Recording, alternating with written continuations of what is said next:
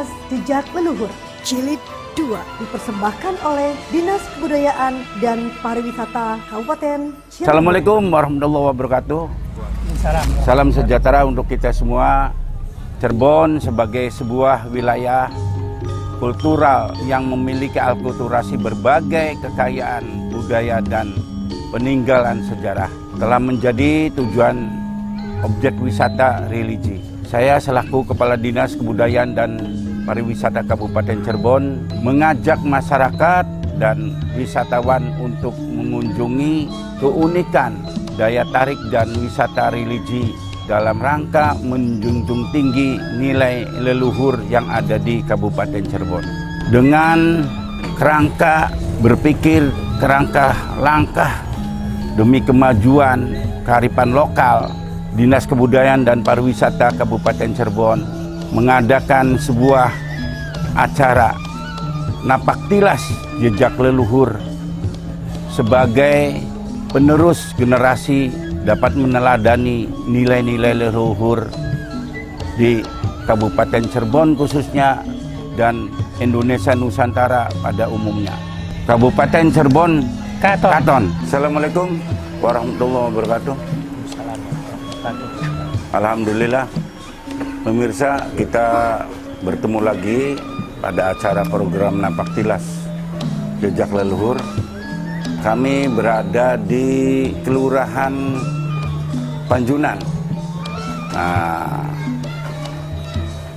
insya Allah kami akan berbincang-bincang. Kebetulan di Panjunan ini ada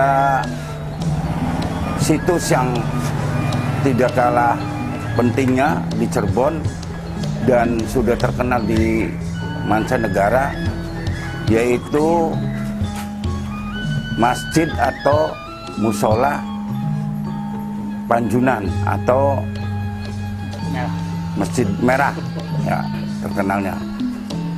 Untuk lebih detailnya kita bisa berbincang-bincang dengan juru jupel maupun dari DKM Masjid atau Musola Panjunan. Assalamualaikum. Waalaikumsalam warahmatullahi wabarakatuh. Dari mana ini, Pak? Dari Dinas Kebudayaan dan Pariwisata Kabupaten Cirebon. Ya, itu dalam rangka program Napaktilas Jejak Leluhur. Ini season kedua, Pak. Waktu pertama kita sudah 43 sebagian besar itu di Kabupaten Cirebon, bahwa Cirebon itu kan kalau utuh membawahi, kalau dulu kan belum dipisah-pisah, wilayah kota, Majalengka, Indramayu, Kuningan. Nah, untuk mempersingkat, Pak, kami sudah berada di Masjid Merah Panjunan. Apa yang kira-kira bisa Bapak ceritakan? Dulu, Pak. Ya. Didirikan tahun berapa nih, Pak? Menurut catatan dari Dinas Kebudayaan dan Pariwisata Kota Cirebon, bahwasanya masjid ini didirikan pada tahun 1480 Masehi. Masjid apa musola? Ini masjid. Masjid, awalnya masjid. Awalnya masjid. Untuk Jumatan. Untuk Jumatan dulu sebelum ada Masjid Agung Sang Cipta Rasa keseluruhan. Setelah Masjid Agung Sang Cipta Rasa ada, sholat Jumat semuanya dialihkan ke sana. Ya. Berarti hasil musyawarah pembangunannya Masjid Merah dulu. Pembangunannya Masjid Merah dulu. Tahun berapa tadi? 1480. Sedangkan Sang Cipta Rasa? Ya, berarti 50 tahun setelah ini. 50 tahun. Menurut catatan sejarah. Berarti 1400. Ini arsiteknya dari mana, Pak? Kalau ini menurut cerita yang beredar di kalangan Cirebon itu Pangeran Sepat. Pangeran Sepat atau Pangeran Angkawijaya? Menurut ceritanya Pangeran Sepat. Tapi kalau Pangeran Sepat dengan masa pembangunan kan jauh ya. Jadi ini langsung dari Syekh Abdurrahman Panjunannya.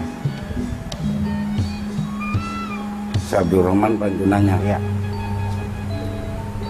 Nih kita ada putranya juga ya Pak ya? Itu di Kalibulu, Syekh Abdurrahim. Syekh Abdurrahman Kaliwulu. Abdurrahman ya. Itu putra dari Syekh Abdurrahman. Ya itu piring-piring apanya sama. Persis, cuma itu kebetulan tempat pasarnya gede jadi sangat luas lah. Ini terbuat dari apa nih Pak? Untuk material bangunan yang saat ini kita lihat itu sebagaimana material bangunan yang terdahulu dibuat. Bahannya ini dari pilarnya dari kayu jati. Pilarnya dari kayu jati. Nah kalau atasnya ini adalah dari bahan kayu tembesi. Oh makanya anti air ya? Ya anti air. Kalau kena air nambah kuat. Bukan nambah rusak, nambah kuat. Ya. Udah berapa kali direnov, rehab? Menurut catatan belum ada perenovan. Sifatnya itu tambah sulam. Jadi yang rusak kita tambah. Artinya disulam lah. Jadi kalau misalnya kayunya sudah ada yang lapuk, kita angkat dulu. Baru kayu yang baru. Misalnya reng-rengnya ini. Kalau yang balungannya semua masih asli, original dari awal ini dibangun. Ini pengimamannya sebenarnya di mana nih Pak? Kalau ruang utama di depan Pak. Pengimaman? Pengimaman utama itu di depan. Sebagai tempat pengukuhan para aulia, para wali. Nah kalau ininya adalah pintu masuk aslinya. Cuma karena di dalam itu adalah ruangan yang sangat sakral dan khusus, sehingga untuk sholat jamaahnya itu di ruang serambi ini. Ruang untuk pintu masuknya digunakan sebagai ruang pengimaman. Jadi yang di dalam itu khusus awalnya untuk pengukuhan para aulia. Dipimpin langsung oleh Syekh Abdurrahman, Syekh Panjunannya, lalu estafet dengan Sunan Gunung Jati sebagai Sultanul Aulia. Seliting Pak Toto, Pangeran Panjunan dengan Gunung Jati. Ya. Lebih dulu Pangeran Panjunan. Oh lebih dulu. Iya, lebih dulu. Karena beliau ini adalah 4 bersaudara Pak. Ya. Yang dari catatan itu adalah Kejaksaan. putra dari Syekh Datul Kafi, yang adalah Syekh Abdurrahman, yang mana dijuluki atau namanya adalah Pangeran Panjunan. Ya. Yang kedua Syekh Abdurrahim, yang dijuluki adalah Pangeran Kejaksaan karena memang beliau sebagai petugas sebagai jaksa. Yang ketiga Syarifah Ba'dad, yang mana menjadi istri daripada Sunan Gunung Jati. Nah, yang keempat Istri yang kedua lah ya. Ya, jadi yang terakhirnya adalah Syekh Kafid, yang dalam ini sebagai nama lainnya adalah Pangeran Pekarungan. Itu 4 bersaudara. Pangeran Pekarungan. Betul. Lalu Syekh Abdurrahman, ini kan adalah kampung Arab. Kenapa ini dikatakan Panjunan? Karena Syekh Abdurrahman itu sebagai pembuat gerabah atau anjun. Dari Panjunan itu adalah merupakan tempat di mana Syekh Abdurrahman membuat anjun-anjun tadi, gerabah, sehingga beliau dikenal sebagai Pangeran Panjunan. Begitu jadi pembuat anjun, ini sumbernya anjun. Makanya di sini ada satu tempat yang masih kita saksikan sampai sekarang, ada tempat anjun itu di gerabah. Nah, terus beliau juga memberikan katakanlah pelatihan juga edukasi itu di daerah Sicilinangun di sana, dengan Baku Cerpen juga di sana, sehingga beliau dijuluki Pangeran Panjunan. Begitu demikian Pak. Ya, Sakanya berapa nih Pak? Untuk jumlah saka utama itu ada 17. 16 saka berbentuk silindris, 1 sakanya berbentuk persegi seperti ini. Berbentuk lingkaran? Iya. 16. Untuk 1 sakanya berbentuk persegi. Yang mana? Di dalam? Di dalam. Menunjukkan apa Pak? 17 berarti? Kalau 17 secara filosofinya itu adalah 17 rakaat, artinya orang Islam harus jaga yang namanya 17 rakaat tersebut sebagai tiang agama. Yang kedua, perbedaan yang ada bisa kita lihat dari dua sisi gapura. Yang satu bermotif, satunya ini polos. Apa itu Pak? Ini menandakan, menunjukkan bahwasanya kita boleh berbeda di luar. Di luar kita berbeda berbagai macam perbedaan. Tetapi kalau sudah masuk ke dalam masjid, sudah satu kalimat la ilaha illallah Muhammadur Rasulullah. Artinya kita masuk ke masjid dengan pintu utama yang namanya gapura. Gapura itu berawal dari kata bahasa Arab ghafur, artinya ampunan. Ketika seseorang sudah mau masuk masjid, maka insya Allah ia akan mendapatkan ampunan dari Allah Subhanahu wa Ta'ala. Pak, kalau saya perhatikan di Masjid Kejaksan itu ada untuk tempat air wudhunya panjang, gede. Di sini ada Pak? Yang sudah nggak ada. Tadinya ada? Dulunya ada. Ada. Dulunya Itu kalau malah nggak salah masih asli itu Pak? datar dulu tuh datar. Karena sering banyak anak main, Ya, takut ya. sehingga ada kekhawatiran. Betul. Ketika tidak ada orang di sini, ada kekhawatiran anak itu, ya maaf, Ya. ya kecemplung atau ada hal-hal yang tidak diinginkan lah. Pemirsa, ada perbedaan yang sangat mendasar yang tidak dimiliki oleh masjid atau musola yang ada di tanah Jawa lainnya. Apa ciri khas Masjid Merah Panjunan ini yang terkenal kalau pernah saya keliling itu ditempeli piring-piring. Ini piringnya dari mana aja nih Pak? Piring yang tertempel di Cendol. Masjid Merah ini adalah hadiah dari Ratu Ongtin, Oh, Ratu Ongtin. dinasti Ning. Ya. Ya.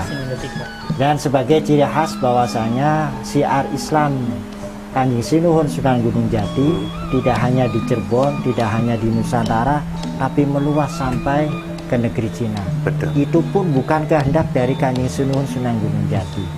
Karena saat itu Sunan Gunung Jati sedang sholat di atas sebuah sampan kecil perahu. Saking khusyuknya beliau tidak terasa sudah berada di negeri Cina. Tahu-taunya ketika alam sudah pagi udah siang, dilihat bukan negeri Cirebon, turun dari sampan sudah negeri orang lain. Iya. Jadi ini jam istiwa. Iya. Dari dalam 1 tahun itu matahari berputar 4 kali Pak, per 3 bulan.